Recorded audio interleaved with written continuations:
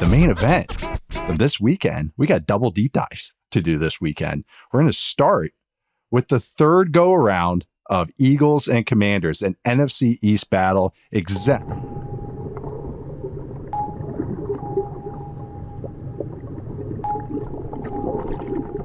We dove early. Hopefully I held my breath. But this is the third go around with these two teams. Exactly the two NFC East teams that we all thought would be in the conference championship game with the Commanders and the Eagles. The Eagles are 6-point favorites at home. Commanders won the second matchup between these two teams after Jalen Hurts got injured in the game, and Kenny Pickett, quote unquote, played. And then the Eagles took the first go around. But Charles, let's start Commanders offense, Eagles defense, two of the better units this season, two units that I thought the Eagles one was maybe more expected with Vic Fangio, some of the pieces they had, but Vic Fangio is, for good reason, one of the assistant coach of the years on the short list. But this defense has turned into a top 5, top 3 unit any way you parse it. And then the Commanders keep getting it done. I mean, efficiency, explosive plays last week. Jayden Daniels has done a great job as well, but this should be a very fun matchup. But when you're watching this side of the ball, Charles, what are you first focusing on? I know this is, supposed to be 301 level football stuff. That's fine. Hey, 301 includes 301 everything everything that comes because we've talked about Jayden Daniels and the Eagles defense so much this year.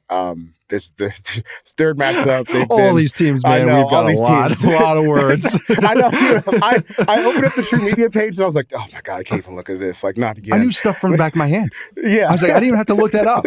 Where are the Bills rank in a run game? 8th. I can just tell you before I even had to look it up. Yeah, but yeah. But I really do feel like the Commanders, and I think even Jayden Daniels specifically, like they've turned football almost to like just a raw game of fundamentals. Like, bro, are you gonna tackle this guy or what? Like that. Right.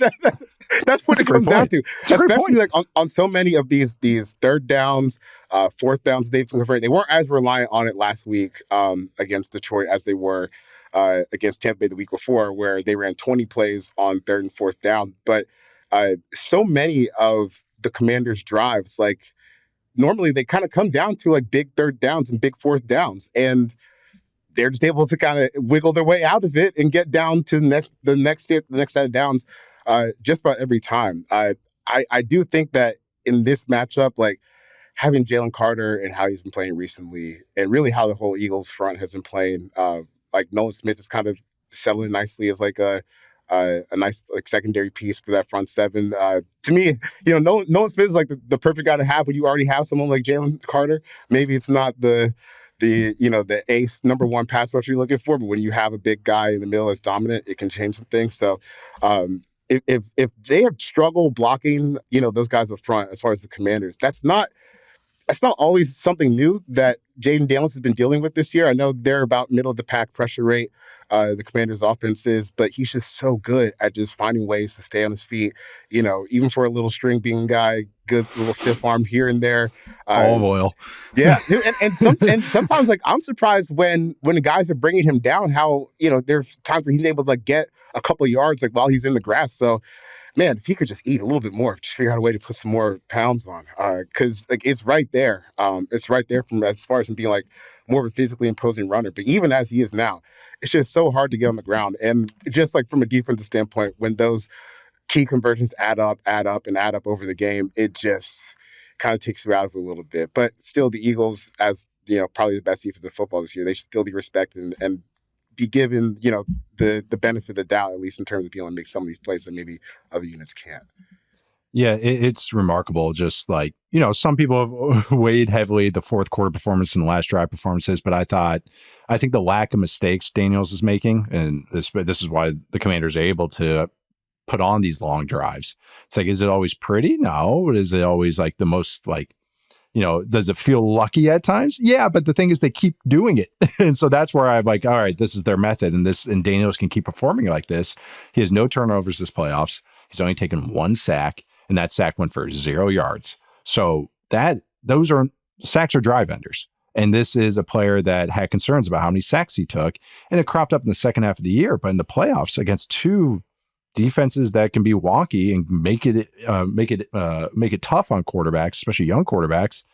1 sack for 0 yards. That's just remarkable.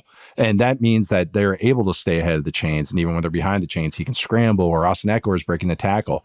I think that was such a great point you made about the Commanders make you play fundamental football, because football fundamentals is blocking, tackling, and speed. Like those are that's really it. And the receivers and stuff actually block really well. That's why you see the Terry McLaurin bubble go for a 60-yard touchdown, is because he got 2 kick-ass blocks in front of him, and then he has the speed to take it to the house. And they have the speed of, they use tempo. And that's where that play felt so college, that Terry McLaurin bubble touchdown against the Lions. And I mean that as a compliment. That they used tempo, the Lions panicked and called a blitz, which you can make the defenses very narrow with their calls when you go tempo. Okay, so now they're going, okay, we'll just do the slot blitz that we have. But against that look that the Commanders were in, not what you want to run a slot blitz against, split out bunch formation. But in tempo, they have no time to check. So boom, their slot blitz comes, should be a run play. Daniels throws the little smoke screen, boom, touchdown. But that's the Commanders right there. Blocking, speed, tempo, all in just one little small play. And they make it you make a mistake, they can punish you with that speed. And I just think it's been pretty fun to watch this offense kind of come up with some creative answers, and just little tweaks that they do to make it hard on defenses. I brought up that Austin Eckler breaking the tackle and making it 4th and short. I think it was on the first drive for the Commanders last week. It was 2 tailbacks were in the play, Brian Robinson and Austin Eckler. Austin Eckler is used as a chip help to then leak to the flat. And I know this sounds simple, but I just like the use of personnel Cliff Kingsbury's doing, because most teams would have a blocking tight end there, maybe, or maybe their running back, their other running back. They put a talented receiver as the chip and then going out there. So then that check down becomes a little bit more weaponized. Little tweaks. Like, way to go, Cliff. I like those little tweaks. Like that's good football. Like, it's nothing crazy. Hey, Austin, chip and get into the flat. But because you're getting the right personnel in there, this is why I started liking Arthur Smith, by the way, in like 2021. He would have Cordero Patterson as the chip guy. And so Cordero Patterson with the ball in his hands underneath is pretty scary, a lot scarier than a blocking tight end doing that. But yeah, just these little tweaks. Having said that, though, Eagles have one little advantage that popped up this week, is that because Sam Cosmi suffered an ACL tear, right guard for the Commanders, and now they're playing Trent Scott, who filled in last week in divisional round. But then you're going against Jalen Carter and Milton Williams. It's a little different. The Lions defense was tough, but they weren't, maybe they didn't have a Lee McNeil. They had some other good players though. So that is one area where you want to make Daniels go into creation mode and keep him out of the pocket and not let him do damage. Yes, him scrambling is scary. Eagles have some decent team speed to keep up with that, but still hard. But I do think that they're going to have the Eagles just have that natural advantage on the inside, because it's going to be a backup guard going against a guy that's probably going to be an all-pro for the next 5 years in Jalen Carter, and another guy that might get $20 million a year this offseason. So I do think that's one advantage that the Eagles can really pick at and really disrupt stuff without having to bring extra pressure and blitzing, because you do not want to blitz Jayden Daniels. He has proven that he is a blitz beater because of his legs and his quick throwing. So I do think the Eagles can do that and win up front on the interior. Yeah, I was milling around. I thought I found something interesting where I was just kind of looking at the Commanders they're on a 7-game win streak, starting with a 42-19 beatdown against the lifeless Tennessee Titans a couple months ago, week 13. So since then, they've won 7 straight games in the national championship, the NFC in the NFC title game. One thing I thought that was interesting was, to your point about the Eagles maybe not wanting to blitz or not being a defense that blitz a whole lot. Since week 13, the Commanders are 27th in expected points added per dropback when teams don't blitz. 27th. They're like by far the best when teams do blitz. So, I feel like that's even like, it even kind of makes sense, right? Because maybe the best way to stay alive when Jayden Daniels is doing his heroics back there is just to keep him in front of you. And not have too many guys chasing him behind the line of scrimmage, because then, you're just kind of in like a physics situation then, where You have a guy who runs a 4-3 is running away from defenders who are already chasing him. It's not going to go well. So I think the Eagles, you probably just want to stay in front. Stay in front of him. And like you said, just make the tackle because you're going to have opportunities.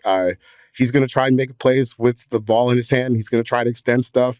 He's really good at that stuff, but you're still going to have to finish that. And I think the Eagles might have the speed up front, at least to make this a little bit hairy for him. But I did find it interesting that they have kind of fallen off a cliff when it comes to passing when teams don't blitz now, That is interesting. Yeah. I mean, it's been shown that against the blitz, he's good, but maybe I think that's what just happens against this Commanders team is a lot of defenses get antsy. And they're like, okay, we can't let them get out again. Oh, God, they just hit another zone read. Oh, God, oh, man, there's another stop route to Diami Brown for 10 yards. Okay, blitz them. Get him out of the pocket. And then there's the gash.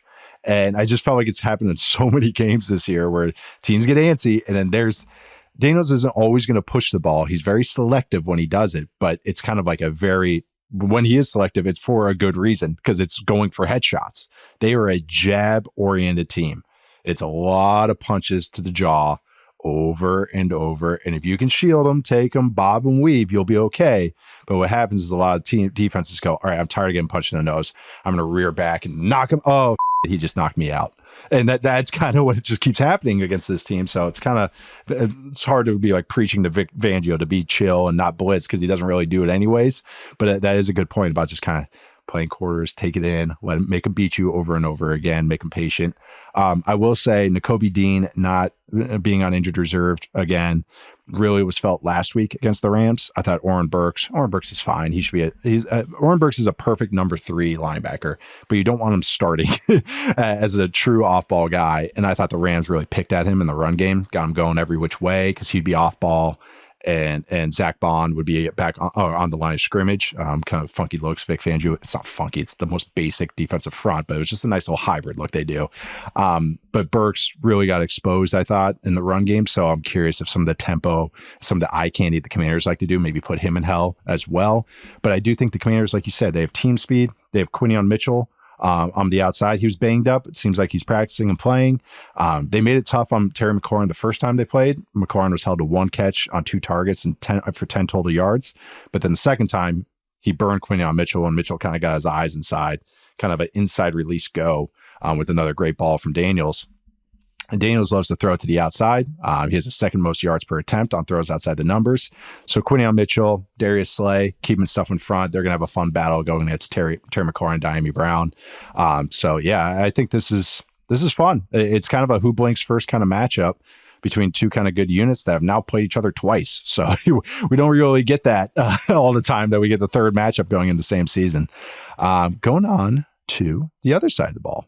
And now we got the Eagles offense with their very talented offensive line, Saquon Barkley, their receivers, and going against a Commanders defense that has played a little better as of late. Played a little better. You can still get them after in the run, but I would say against the pass, they've played much, much better and recently, especially with Marshawn Lattimore healthy. That does help. Maybe not the first time they played AJ Brown, but it usually does help having Marshawn Lattimore out there. But when you're watching the Eagles offense, Commanders defense, Chuck, where are your eyes drawn to first? I guess it's a lot about the one-on-one matchups because I feel like that's kind of what the Eagles draw you into, right? Which I would too. If I had all these guys, AJ Brown, Devonta Smith, Saquon Barkley, like we're talking about someone like Dallas Goedert is like your 4th option in your offense. Yeah. It's pretty good. That's pretty good. Pretty good. So, I mean, I feel like this side of the ball is not all too complicated. Like the Commanders, they're going to do what they do. Dan Quinn's going to do they're just not going to be all that complex on the back end. You're going to have your opportunities to get your one-on-one matchups. It's just how often do you convert them? Because I think when you start looking at this game, I want to say like this Commanders defense seems a little overmatched in terms of the offensive talent that they're faced against. But then I see the Commanders defense for the whole season, 5th in offensive success rate on dropbacks. Like, you guys were the 5th best pass defense in terms of success rate on dropbacks. That was a little surprising to me when I saw it yesterday. That doesn't feel right, but I knew they were better, but man. Yeah. And, success rate can be a funny stat because they're not top 5 in EPA where, you're just counting it's like 1-0, right? But sometimes the one is a big explosive play that really hurts you. A 5-yard gain on first down and the 50-yard gain on first down are still just a one. Right, exactly. It's like batting average. A home run and a single count the same in batting average. It's the same thing. So I guess with the Eagles offense, to me, it's like, how many plays is Jalen Hurts going to make to just keep you scoring touchdowns? Because I do think that even when you go back to the recent game they played where Kenny Pickett started, like, you still were able to get big plays from Saquon in that game. You're still able to figure out how to generate some explosive. Maybe you're not quite as sound down to down, but anytime you have these guys that they've acquired on their roster, you're liable to hit a touchdown almost any play, or at least, get a big, a big chunk every play. So Jalen Hurts, I really think all of this just comes down to how many plays is he going to make, and is he going to be accurate enough and confident enough throwing the football where he can give his guys chances to make plays. Because I don't think that the Commanders are going to switch up from what they do in terms of cover schemes. I think our friend Ben Solak or even Keegan Abdul told us today that they play press on the slot more than any other team in the league. It's like, yeah, we're going to play man, we're going to play cover 3, and please just, do your jobs. Do your jobs. That's all Dan Quinn's asking you to do. And they've been doing it as of late for the most part, except, like 60% of those plays in the Lions game. But those 40% they didn't. Big plays are going the other way, right? So this morning, I was like, all right, I heard we watched it like day after and breezed through it. And I was like, all right, I'm going to try and pull some clips and maybe use as examples or to tweet out and everything. And then I'm going through it, and every clip I pulled was positive for the Lions. It wasn't positive for the Commanders defense. I was trying to find clips and go like, man, look at Jonathan Allen here, or man, look at it. And it was like, Lions lost this? Like, the Lions lost this game? Because every play was good. There's a couple, Mike Sandstill's pick was really nice in the end zone and everything, but still, even on that, Goff takes an extra hitch on it. But no, I wasn't exaggerating about the 60% part, No, you're not. Success rate. And that's why sometimes it's the heat of the moment. I was like, I think even our recap was like, man, it really seemed like Ben Johnson was taking a lot of interviews. And I rewatched it. I'm like, I got no qualms with any of these play calls because they're all working right now. It's not his fault the quarterback just turned into a pumpkin. I mean, I have qualms with one play call, but that's it. The double pass. Williams. Yeah. I just don't trust Jameson Williams in general. I don't either. The guy that's been like has shown that he keeps getting in trouble for like team rule violations and stuff. Yeah, it's not who I want with the ball in his hands with the game on the line. But no, I watched that game. The strength of the Commanders' defense is the same. It's the interior defensive line: Jonathan Allen, Daron Payne, Johnny Newton when he's out there. And I thought last week against the Eagles, and this is funny, that's why you watched the film, is at first when I watched that game, I'm like, man, Mekhi Becton, great year. Man, he really had a big game. And then I watched the film, all 22, and he was bad, I would even say. I was going to say below average. He was not good. He made mistakes in protection. He allowed several of those free runners to get at Jalen Hurts, and Jalen Hurts against a free runner is a no-no because he just freezes.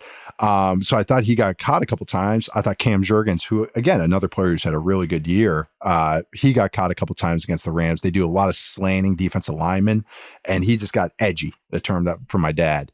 I thought there was a lot of edginess from those two. Those are the two new faces on the Eagles offensive line. It makes sense that, even if they've had good years, to circle them. So I'm curious if they can bounce back this week too, because I did think Becton was pickable last week and kind of spiraled downwards as the game went along.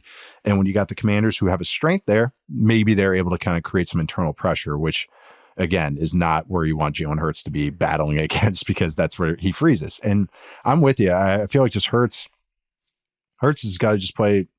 He can't take sacks. He can't have those drive enders. It's not even about turnovers. It's really just like non-negative plays. It's got to be a lot of neutral plays, non-crippling plays. Just stay above the chains, make the simple reads, simple plays. And I think that's really it. I don't know if the quarterback run game, which hasn't been great for them on read plays, for the Eagles, that's kind of dropped off for 2 years, but that's another way you can maybe get this Commanders defense that can be very all over the place and very, forward or eyes ahead and fast. I think Sanders still is going to have a fun matchup. Lattimore as well, going against Smith. going against Brown. Like, that's going to be a fun battle on the outside. Hurts loves throwing to the outside too. So I'm sure we'll get plenty of targets going outwards, which will be pretty fun. Fun game though. I mean, this is it's not all the time we get 3 matchups, like I said, especially if you told me midway through the season, the Commanders making the NFC Championship game, I'd be like, okay. After they played the first time, which was a Thursday night game, I believe, I was like, okay, here, Commanders are going to start kind of like tapering off. Fine season, great season, good for you guys. Maybe sneaking into the playoffs, but I mean, they just keep going and they just keep going. They find ways, and this defense last week found a way. So that's why I don't want to just dismiss this all the way. I think the Eagles should run the ball 42 times, which is the answer to life anyways, but they should be running the ball every play and passing very seldomly. So that's how I kind of picture it anyways every Eagles week. But I think definitely this, when the Commanders have had more of a weakness against the run than the pass, especially as of late. So yeah. I was going to say, run the ball. Over and over.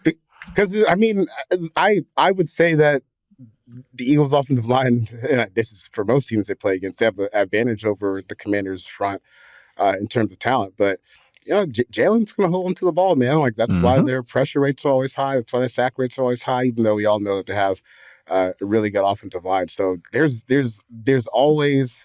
The same is true for Jayden, but I think Jayden has done a better job of mitigating negative plays, especially as of late. So, I mean, it's not like the Eagles' passing game has been all that good in the postseason. I know that maybe you put a little asterisk next to last week because it started snowing heavy during the game, but still, this is kind of where they've been treading a little bit. But you got the Avengers at the outside and up front. Jalen, all you got to do is just not make humongous mess ups, and you should be okay. Mash the ball though. Hey, sometimes you're a jockey riding Secretariat, and you just gotta let Secretariat go. You know, like you don't. There's a line in horse racing. It's a good jockey sometimes doesn't win you a race, but a bad jockey can lose you a race. And and he's just got to be a good jockey. Doesn't have to win you the game, but just don't lose the game. That's really how I feel in this. But predictions for the game: the Eagles are 6-point favorites, like I said. So, what is your prediction, Charles?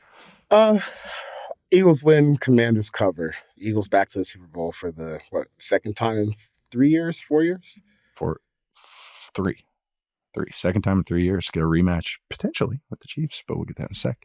I am also going Eagles win this, but I do think the Commanders, I wish I put my chest out a little more. I thought the Commanders matched out better against the Lions, but I was like, oh, the Lions are still going to pull it off. But I wish I put my chest out. I was like, hey, the Commanders are going to keep it close. But I was like, yeah. But this week, I do think the Eagles take it. But like you said, I'm with you. I think this is going to be a cover from Washington. And I think Commanders are going to find some ways. I think the opening drive is going to be very telling. And see how Vic Fangio treats the Eagles or the Commanders offense. And there you can kind of see it go from there. But I'm with you on that prediction. We are going to take our first break, and then we'll come back with the AFC Championship game. Bills Chiefs. Introducing Daily Draw, the latest free-to-play game from Yahoo Sports. Daily Draw gives you a pack of 6 prediction cards every day based on the day's biggest sporting event. Download or update the Yahoo Sports app on the Apple App Store or Google Play and join the action with Daily Draw today. All right, we are back. It's time for Bills at Chiefs, and this is our next deep dive.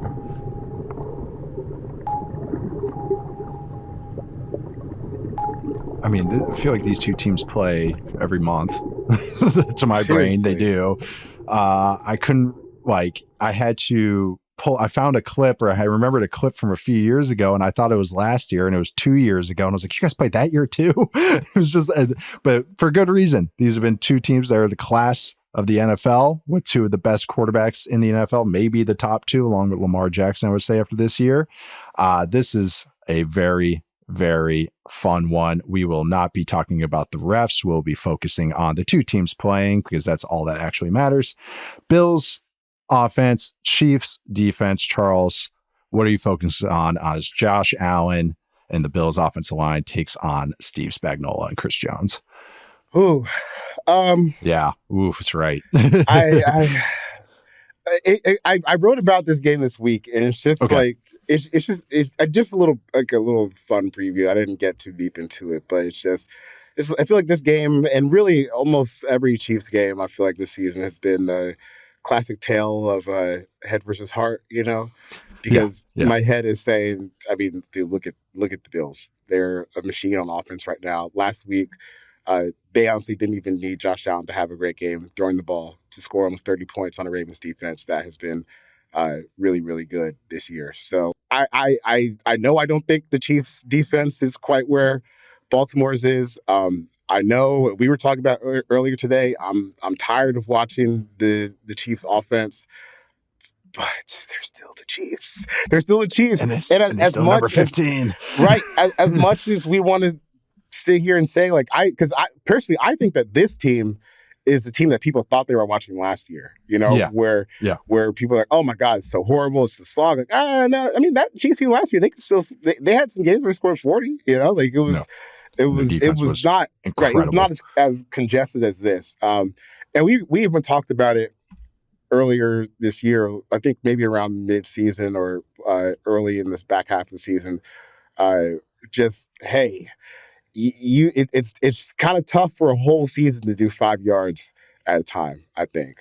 Especially when you get into these tight playoff matchups where, especially last week, Texans, like that defense, personnel-wise, is like perfectly geared to mess up where the Chiefs are, because you have great edge play, you have good secondary play, and what the Chiefs have really struggled with this year is offensive tackle play and consistency at wide receiver. I mean, they need Rashee Rice back so badly, so bad, just to get some easy plays back into this offense. But even then, you still can't totally count out where Kansas City is, because they are 16-1.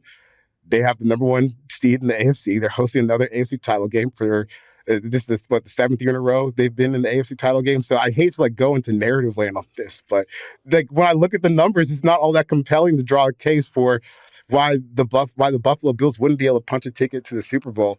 Except I know that Patrick Mahomes is on the other side, and I know you have to respect that. And they still have Chris Jones, they still have Trent McDuffie. The high end of their roster still does have some truly elite players, so you have to respect that. But on a whole, man, I feel like this is a game where the Bills' offense could really mash the ball and get after it, and maybe not even have to make life too difficult for Josh Allen with the way that they can run the ball. Like, if you can run the ball on that Ravens front like they did last week, and they got after them. Like, I was kind of surprised. Like, they matched the physicality and even surpassed it, which really says something for how Baltimore is playing the run this year.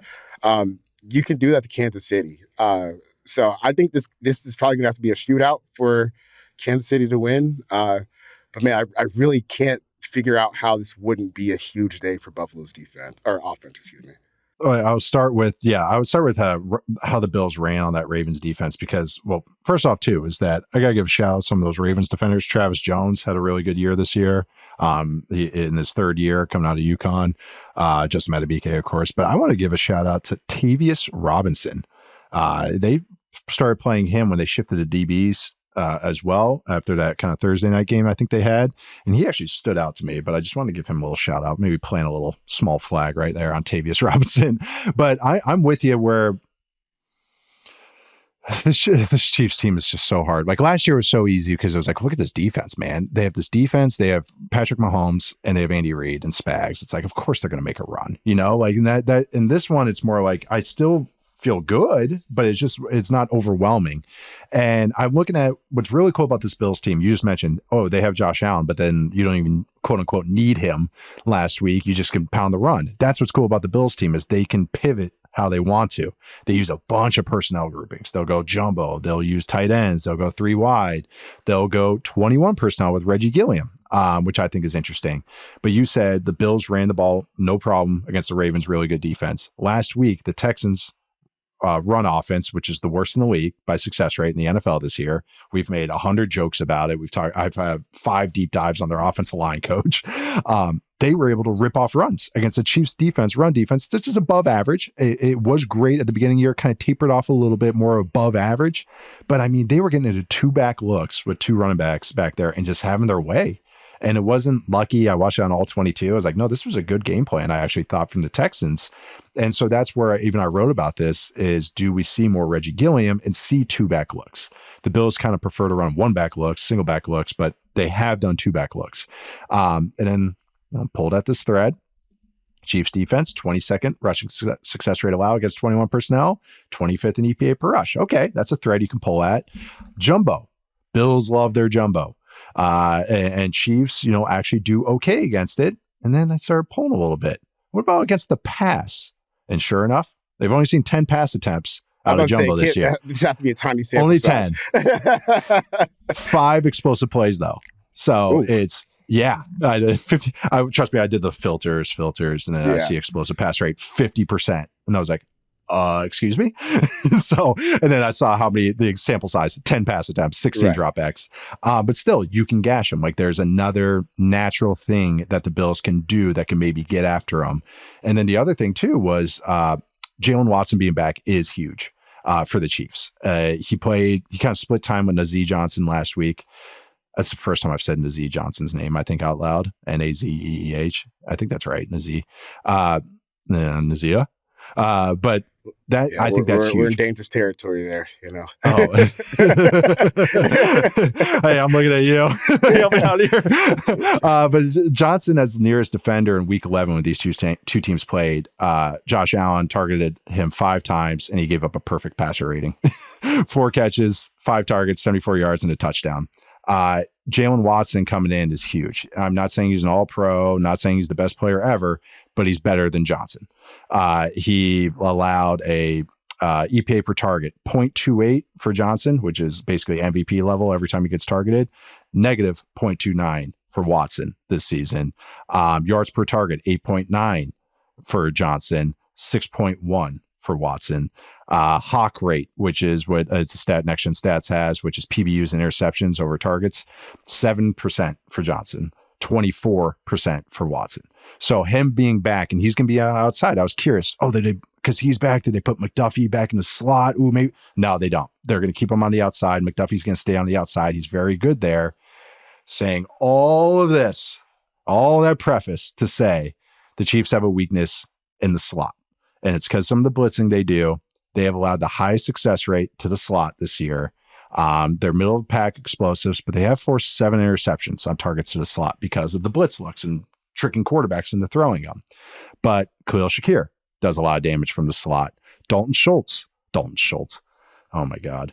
Dalton Kincaid works a lot from the slot as well. All these tight ends look alike. But no, I just thought that was Chamari Connor is their slot defender.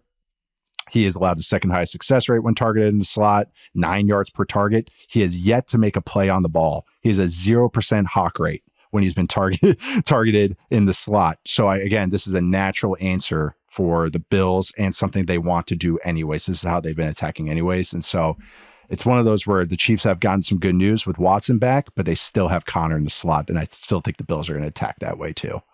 Yeah. It's tough because I remember earlier in the preseason when they said McDuffie was playing, outside slot, and he was just he had a quote where paraphrasing, he was like, "Hey, whatever they ask me to do, I'll plug whatever hole." And I think that they've definitely felt that because you talk about Connor, like it's just a big drop when McDuffie has to play outside, slide someone who's not nearly as good as Trent McDuffie. I mean, it's a big drop. It's not like going from all pro to a starter. It's like when all pro is someone who should probably be a backup, and that's right. That's where you lose some of the a lot of the effectiveness that made McDuffie like such a weapon in the Super Bowl last year, where it's like the middle of the field was just off limits, especially when you have someone like Jerry Sleet on the outside. Man, I wish they probably both wish they could have him back for one more run. Jerry's like, man, no one won. No one won that. No one won here. Snead's bank account won. Snead's agent won. That's the only one that won. Yeah, Rand Carlton did not win. The Titans didn't win anything. Spags is probably looking at him like, the Wolverine meme, like, where he's in the bed, the picture. Where is it, Jarius? The one funny thing I do have on the Chiefs as far as this game goes is, if you're looking at any really Chiefs data point, and especially when you look at the back of the season, it looks so bad. You have to pull out the Week 18 game against. Yeah, like because that was kind of my dumb like light bulb moment the other day. I was like, God damn, these numbers stink. And then I pulled out just the game where let me just read off some of what Carson Wentz, quote unquote, did against the Broncos in that Week 18 game, where we were joking, hey, the weirder things have happened than Andy Reid winning the game with a back. And then you watch one series and you're like, oh yeah, it's Carson Wentz. Yeah. They the Chiefs in that game, they had 98 total yards, 3 yards per play. They had a 17% success rate on offense. They didn't reach the red zone. 12 of their plays went for a first down or a touchdown, which is half of what the Browns average this year at 24%. So this is and the one that made our friend Keegan laugh the hardest, 42% of their plays went for 0 yards or fewer. So 42%, almost half. Yes, almost half the plays didn't gain a single yard or lost yards. So when you pull that game out of their season numbers, you actually get a pretty crazy jump on what they've actually accomplished this year. I pulled this since Week 12, since the last time when they lost to the Bills, and since then they've won every game minus the Week 18 game against the Broncos. So if you isolate since Week 12 and you pull out that Week 18 game where they had an AFL quality roster. Chiefs, 9th in EPA per play, 10th EPA per dropback. They haven't turned the ball over since then. It's funny enough, in this time span, the Bills are second in turnovers. They turned the ball over once. The Chiefs haven't turned it over at all. This includes the last 2 playoff games they played, 15th in they're 11th in offensive success rate on dropbacks.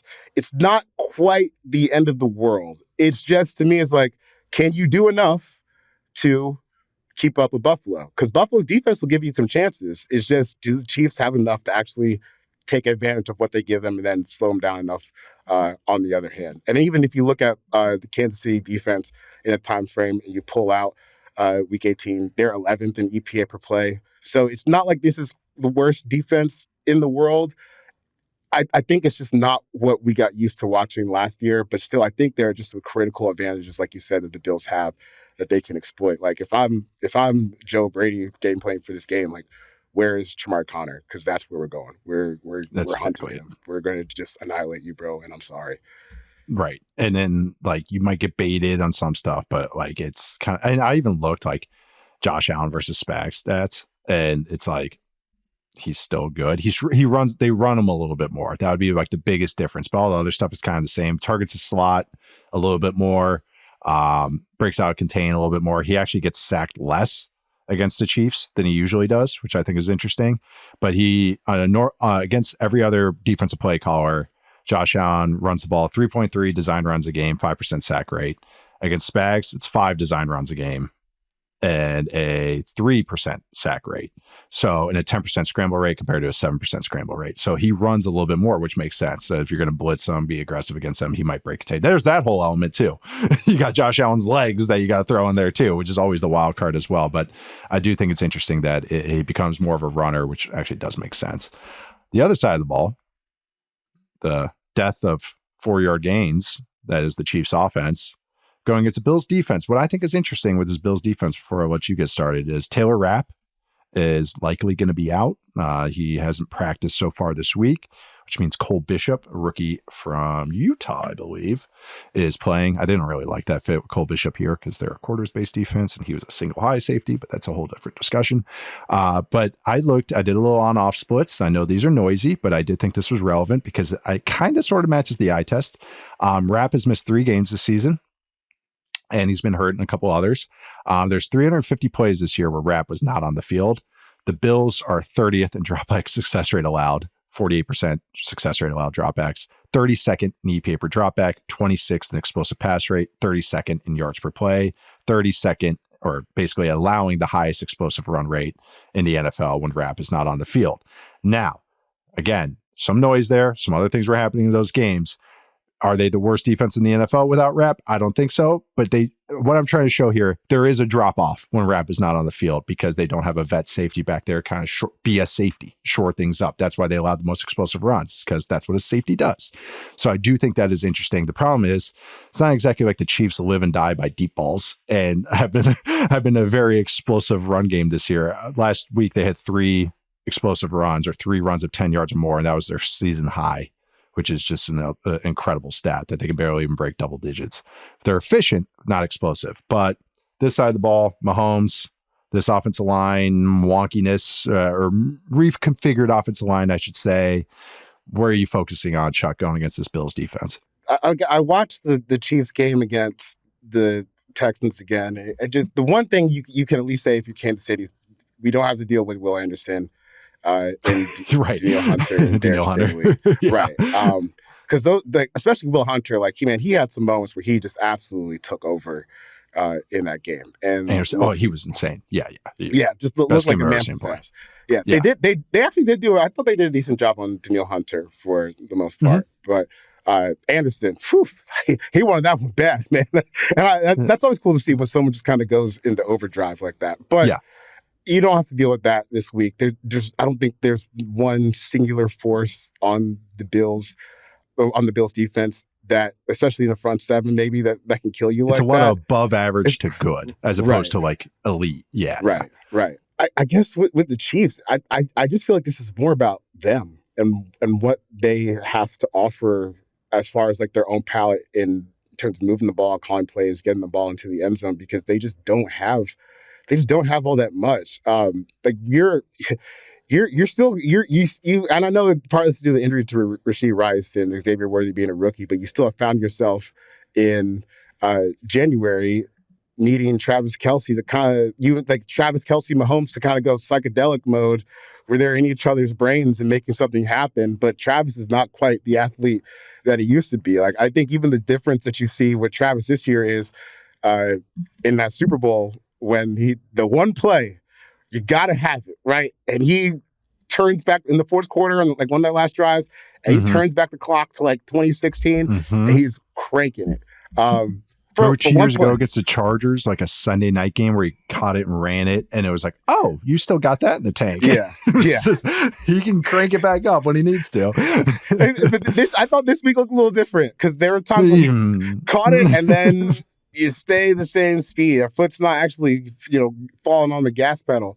And I think it just, especially when you have to keep it with an offense like what Buffalo has, it's just so difficult. But the one thing I will give the Chiefs in that game last week against the Texans, they did have a strong success rate on the ground in the second half. It's a whole lot of, 4 yards, 5 yards. Maybe you can get something from Kareem Hunt, who's got like 82 speed at this point in his career. He's like 85 strength, 82. Right.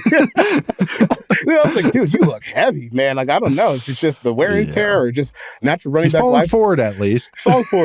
Right. So I do think that the Chiefs, like, they should be able to move the ball. Buffalo's defense has not been good this year, really. I mean, we even saw it last week in the second half versus Baltimore. When the Ravens offense, like when they clicked outside of the turnovers, they did whatever the hell they wanted to Buffalo in the second half. Like if they didn't have the turnovers, they easily could have scored 30 plus in that second half because they weren't stopping a thing. It seemed like every Derrick Henry carry in the second half was going for 10 yards.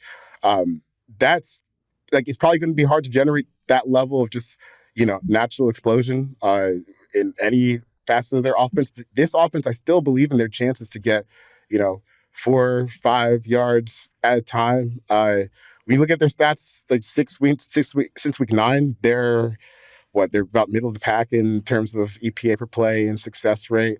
But they are 8th in success rate on offensive dropbacks because you want to know why? You still got the GOAT back there under center.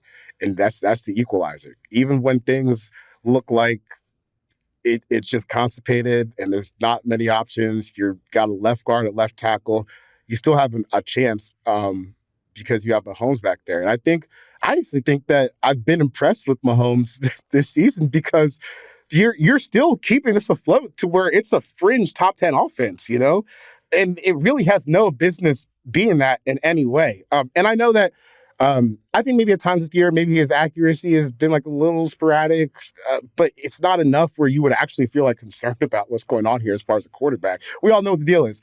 The surrounding cast has just kind of fallen apart. Rashee Rice got hurt. You don't have much, and now he's dragging you through the playoffs. But I do think Buffalo's defense is just accessible enough where you might be able to do something to get something done, especially at home in another playoff game. I can't bring myself to count them all the way out. I just can't do No, it.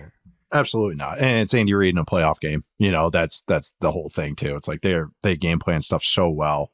And I think it's a compliment to Patrick Mahomes, the ultimate wild horse quarterback prospect, is boring now. And people don't like it. And it's like, this guy is so brutally efficient now that he's playing more like Dak now than he used to. He still has his stuff, his creation and everything. But I don't know. I think that's a pretty cool transition that where people are like, hey, get to the firework factory. And it's like, nah, I'm just going to hit these 6-yard dinks. I'm going to beat the blitz. Oh, another first down. They chase first downs and they get the points. And then they're just like, okay, maybe the defense can cause a turnover and we do it again. Keep the ball out of your hands. It's like, I don't know. It's still, I just rewatched that Texans game again. And I'm just like, this is boring. And they just scored again, another drive. Oh, wow. They just got another first down. Oh, okay. Well, there's Travis Kelce. Well, he got open. Oh, he caught it 3 yards short of the sticks. Oh, he got the first down by 1 yard. They just keep doing it. And that's how they want to win. That's how they want to play.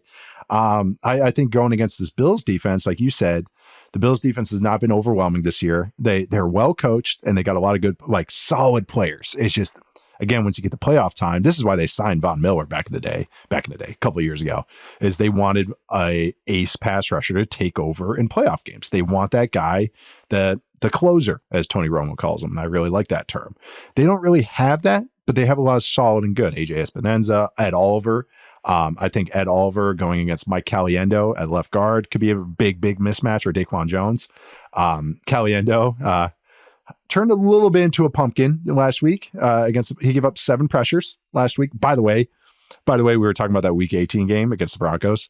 DJ Humphries gave up 7 pressures on 22 dropbacks, 31.8% pressure rate allowed. Anything above 10%. 10% is like the baseline for solid. So triple that. He gave up 4 quick pressures. 1 is crazy. Give up 4. So I can see why they have Joe Tooney at left tackle, long story short. And they're like, yeah, this is a little bit better. Caliendo's going to have a tougher mismatch. They might not have Will Anderson, Daniil Hunter, Ed Oliver. Danico Autry, Mario Edwards are pretty good, but I think Ed Oliver's a little half step above that. So I think he's going to have his hands full. So I think they're going to be running a lot to the right this week to avoid those matchups. And I think the Chiefs just play their game. It's going to come down to really no stupid turnovers. The last time these two teams played, Mahomes threw a pick on the first play first drop back, I should say. As he's getting tackled, he just sails the ball. And they just can't have that because they're, like you said, they're going against a Bills offense that's good, can run the ball, and Josh Allen, who was going to be second team All-Pro most likely. So it's just a very, very, it's a playoff matchup. Yeah. You have to be on your game. You really do. It's no mistakes, and Mahomes has to be Mahomes, and their run game just has to be efficient. Doesn't have to be explosive, just efficient. And it's really going to be a time and possession game for them, which is crazy to say about the Chiefs. Yeah, but, it is. It is. It just doesn't feel right, but this is where they are. This is what good teams and dynasties do. They go through different iterations of their versions. So yeah, I was watching the Chiefs last night, and I was like, man, I need another nuclear Mahomes stat season before this is over. I was like, wait, he's not even 30 yet. Okay, we got time. We got time. We're just hitting his prime. That's. Yeah. 32-year-old Mahomes is going to be. Oh my God! I know, 27 to. I mean. Yeah. You look at all the stat seasons, it's usually 29, 30, 31 are the best years. So strap in, everybody. I do wonder this week if Buffalo has any qualms about how they normally approach defense or pass defense, which is just not blitzing. Blitzing really, because they did change it up a little bit last week. They did. And I thought they blitz a bunch on second down, which was interesting. Yeah, they've become a really blitz happy team on second down, and that's it. It's kind of funny. Yeah. It is kind of funny for the whole year. They have the third most overall snaps, dropbacks without blitzes this year. They're 31st in success rate, offensive success rate on dropbacks on those plays. The Chiefs are 5th in success rate on dropbacks where the defense does not blitz. What's funny about that, though, is they're 22nd in net yards per attempt on those plays. So 5th in success rate. So, yeah, they're getting 6 yards and just bloop, bloop, bloop, bloop, Yep. So if you could just, man, if you can just find ways to just get those 5 yards at a time, I think Sean McDermott, he's going to have good plans to take away. I was going to say what you do well in the passing game, but what you do well is just Mahomes having the ball in his hands. It's not like you're actually getting that much help. Yeah, it's not you're getting that much help from like Xavier Worthy and some of the other guys. So, if they back off and don't force the error, I think Mahomes can pick them apart. It might not be like the pick them apart that you're used to looking at, but when you look back and it's like 6 yards per attempt, you're like, damn, he played good. I could definitely see that being one of the case this week. It's almost like a late career Breeze now with him. Like it's going to be these brutally efficient games. And it's like, man, it's like he only had 26 dropbacks, but he's 20 of 26 and they got 16 first downs, so like absurd stats like that, where he's just always getting those first downs, maybe not touchdowns. I'll say one spot, they're also weak against the slot this year. And that's just kind of, they run a lot of cover 2. That's kind of just some of the basis of their zone stuff, as opposed to maybe man coverages and things. The Bills, and I've talked about this defense, is my last kind of thing, scheme thing.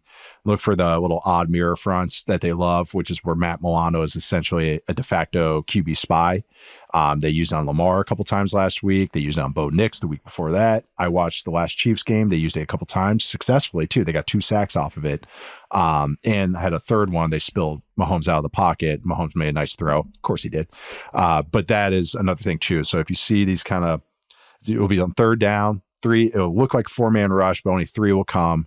And then there's the spy. But what they're trying to do is bait Mahomes to break out of the pocket, and the Milano flushes him out. I've been waiting for more defenses to use this, and I've only seen, it's a big college defense right now, and I've seen like 3 NFL defenses use it. Funnily enough, it's the Bills and the Chiefs are 2 of those defenses that have used it. And so it might be a week you see that. So if you remember the interception from 2022, that ended the game in Arrowhead, that was the play that Milano spills him out. Mahomes throws a pick as he's trying to create a play. So get ready for that. So you see some Milano chasing Mahomes outside the pocket. That's what those plays are probably at. All right. Prediction for this game. The Chiefs are 2-point favorites at Arrowhead. I'm taking the Chiefs. I don't know. It's not. I don't really feel like it's all that logical, but I'm taking the Chiefs. Until they prove me wrong. I think I'm just going to do this until Mahomes retires. I'm just going to pick them to win every single game. I really want to pick the Bills, but I think I'm going with the Chiefs. And hey, the Bills defense did some things. They created turnovers last week. I think they just still need that. And Rat being out, just hard to get over the top with that. So I'm going with the Chiefs as well. But Bills win this game, I would not be shocked at all. No. And so I think both these games are going to be awesome, but this one especially is going to be a nice little nightcap for us. All right. That was fun. We're going to take one last break, and then we'll come back with our Shrine Bowl look ahead and some mailbag questions. All right, we are back. And the other aspect of this time of the year is the playoffs happen, conference championship happens, then we get the bye week before the Super Bowl, and that's all-star game time. That is the Senior Bowl. That's the Shrine Game. We just had the Hulu Bowl, I believe, in NFLPA Bowl. I can't remember what it's called now, but that was in Florida. Like my dad coaches that one every year. He's one of the assistant coaches with Brian Billick. But Shrine Bowl, Frisco, Texas, the Star. You're going there to research some of these players, check them out, maybe do some features there. Charles, who are you looking at, some of the guys that you are focusing on at the Shrine Game this week? Well, when we're not being pummeled with Shedeur and Dion traveled through Jerry World and the Star and everything that he's built over there and whatever media monsoon comes with that. Have you been to that facility? No, this is going to be my first time. I've heard it's pretty incredible. Yeah. It's got to be. It's Jerry. It's Jerry. I know. Yeah. Look, he's giving walkthroughs, right? And tours to people, so I would imagine it's pretty sweet looking. You're watching practice through the glass case, the plexiglass. Tapping on the door while Dak's lifting weights. The one thing you touched on at the start of the show, but the Shrine Game has really upped its personnel quality over the past years. So I remember when I was like, no offense to like people that I know, but like guys that I played high school football with, like they were ended up in the Shrine Game, like solid, solid college players that, you got a first chance. Little day 3 guys. But still to be in that spot is crazy. Jake Moody won the MVP of the Shrine Bowl a couple of years ago. That maybe is my best example of what it used to be. Exactly. And now just a few years later, you have 3 potential first round picks this year with Shedeur Sanders, who was a lock. Kenneth Grant, defensive line from Michigan, who I would who's one of your babies. One of my babies. And then maybe one of the wild cards of the draft was Shavon Revel. Yeah. Revel. Revel. Revel. I'm sorry. Yeah. Oh. I know. From East Carolina. Yeah, I might not be right. I need Dane Brugler to come up with his name pronunciations. When I think of Revel, you know who I think of. I was like, oh man. Oh, gotcha. Yeah. Got it. But like having those 3 guys, I don't know if Revel's going to play yet because he did miss last year with an ACL injury. But having those 3 guys brings a lot of legitimacy to it. And if you just look at like some consensus boards, guys like Trey Harris, a wide receiver from Mississippi, is a potential top 50 pick. You've got a few top 100 guys. So I'm actually excited to go and watch. It's not like when you used to be like, oh man, if I don't go to Senior Bowl, I'm not going anywhere. Like this is actually a pretty good game with some guys that you might have heard of over the years. Yeah, it's nice that it's not just seniors anymore. They've loosened up those restrictions for both the Shrine and, ironically, the Senior Bowl, ironically named Senior Bowl. No, but I agree with that. I think it's good too that Eric Galco, who runs it, brings in the injured guys like Revel. And that way, I mean, Zay Flowers was at the one a few years ago as well. Just get them around. Interviews are as much as anything for these, and medicals and the weigh-ins for some guys.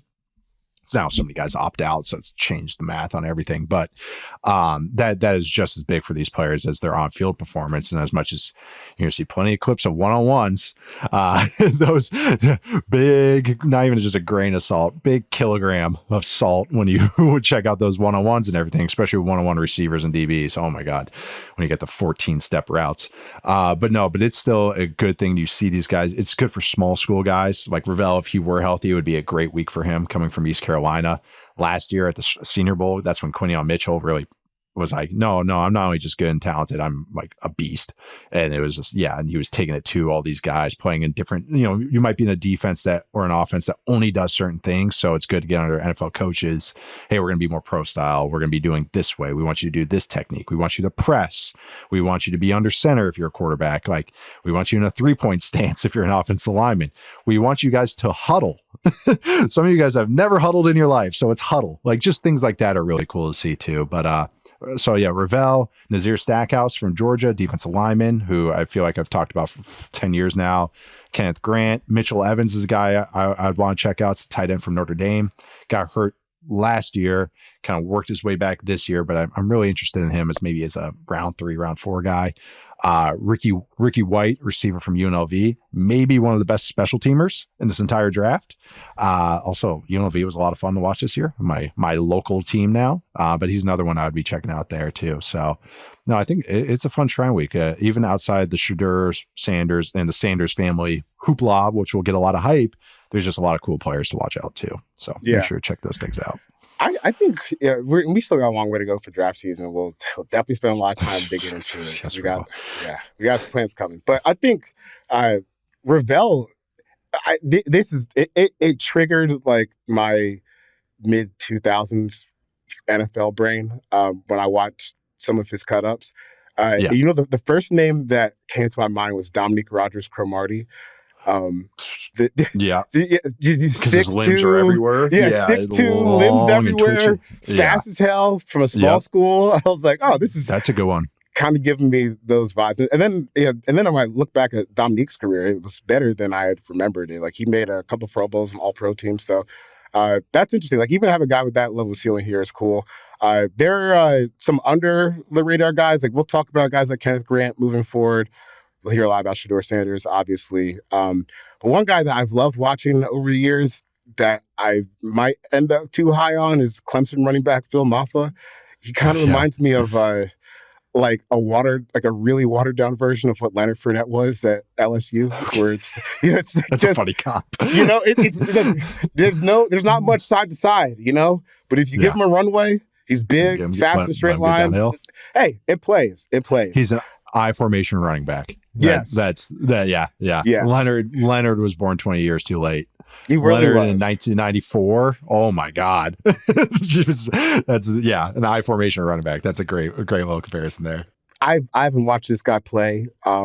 I don't really know where he is in terms of NFL status, but San Jose State wide receiver Nick Nash, just from a stats profile, he's got to be interesting. Really productive. Yeah, super productive.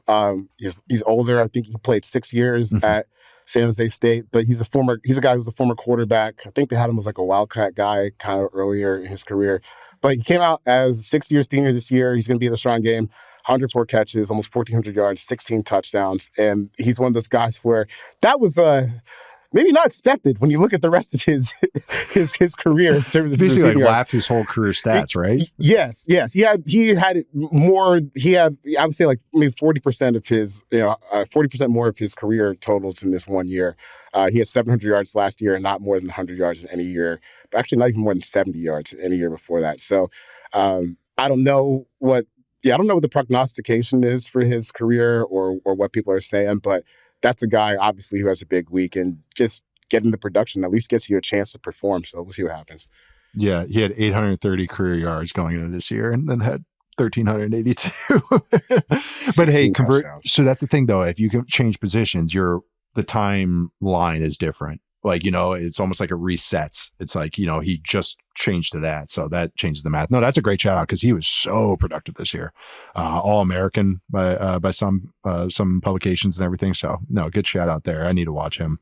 I did watch one game of him. That's a lie. I did watch him. I liked him. So, yeah.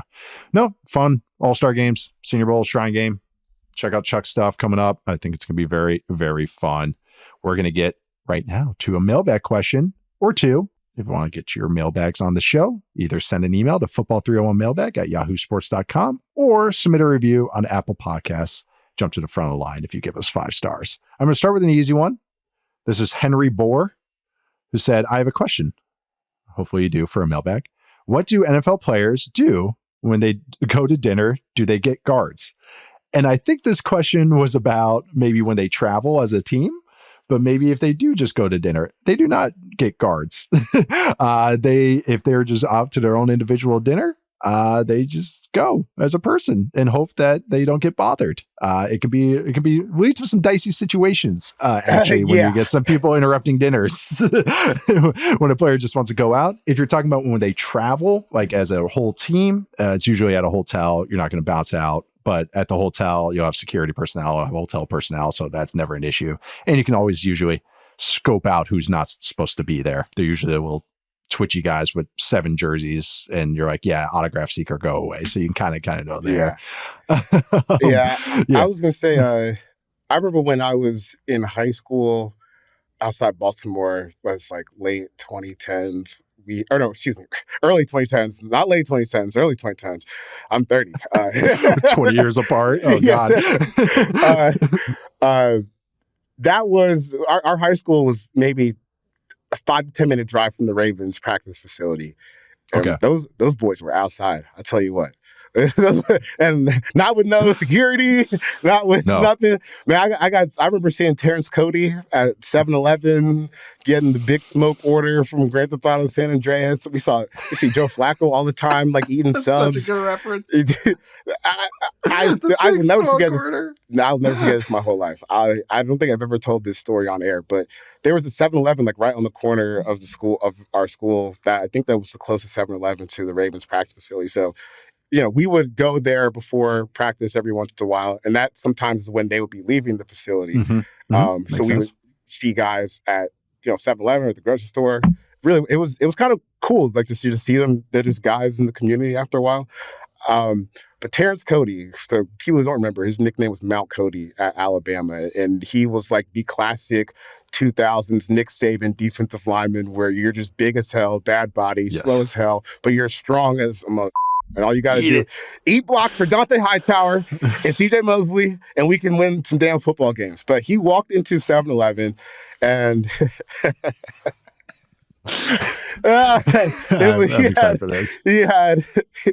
had 3 large Slurpees, 2 full 7-Eleven pizzas, 3 boxes of taquitos stuffed to the brim, and then 2 full-liter sodas. And he walked back to his car carrying all of it, just like it was like Easter Bunny just with the bag of treats or something like that. It was insane. And 3 Slurpees and 2 sodas? Yes, That's so yes. much And sugar. 2 pizzas and all the taquitos too. Like probably 12 to 15 taquitos total. And we were just in awe, just watching him.